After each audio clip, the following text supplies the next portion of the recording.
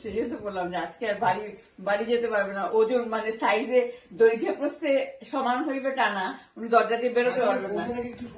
কিন্তু কিন্তু কে বেশি খুলে যাবে আপনি সেটা ভাবতে পারবেন না। পাশের যিনি দাঁড়িয়ে আছেন উনিও খুলে যেতে পারবেন।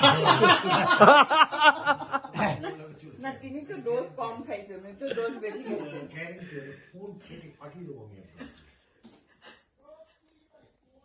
রয়্যাল মেইলের পিয়ন এসে দিল সাদা খাম, খামের ভেতর যতন করে লেখা আমার নাম।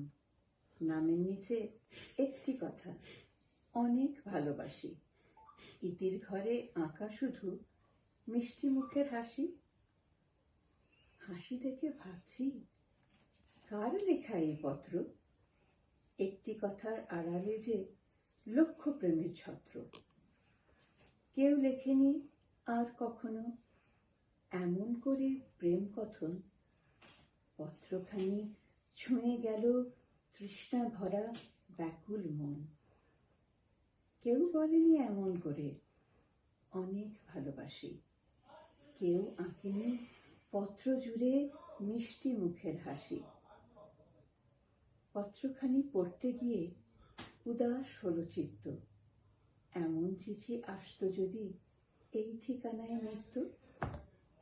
সাদা খামে নীল কালিতে যে লিখেছে পদ্য, তার ঠিকানায় দিলাম ছেড়ে লক্ষ গোলাপ পদ্য। নাম ঠিকানা ছাড়া গোলাপ পৌঁছবে কি আর তার সনে? জানবে কিসে মনের কথা লুকিয়ে আছে এই মনে? একটি কথা, ভালোবাসি কেমন করে এমন হয়? মনের ভেতর তুমুল বেগে ঈশান কোণের ঝড় যে বয়। এমন ঝড়ের প্রতীক্ষাতে কেটে গেল এক জীবন।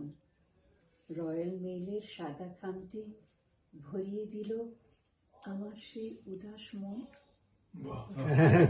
অনেক ধন্যবাদ।